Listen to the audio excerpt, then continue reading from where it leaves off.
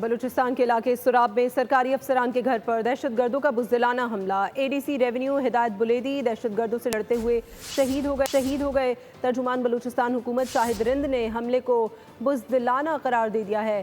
کہا کہ بھارت کی پراکسیز نے ان کی ایما پر کارروائی کی۔ ریاست دشمن عناصر کی ہر کوشش کو ناکام بنانے کے لیے پرعزم ہے۔ مکار بھارت کا خونی کھیل، بلوچستان کا امن برباد کرنے کی ناکام کوشش۔ سوراب پر سرکاری افسران کے رہائش گاہ پر حملہ، پاسار میں قائم بینک میں لوٹ مار کی، سرکاری افسران کے گھر کو بھی آگ لگا دی گئی۔ ترجمان بلوچستان حکومت نے حملے کو ریاستی ریٹ چیلنج کرنے کی مذموم کوشش قرار دے دیا۔ کہا کہ حملے کے دوران اے ڈی سی ریونیو ہدایت بلیدی نے لڑتے ہوئے جام شہادت نوش کیا۔ وطن کے سپاہی نے جان کا نذرانہ دے کر بہادری کی نئی مثال قائم کی۔ اے ڈی سی رہائش گاہ پر خواتین اور بچے موجود تھے۔ بھارت کی پراکسیز نے ان کی ایما پر کارروائی کی۔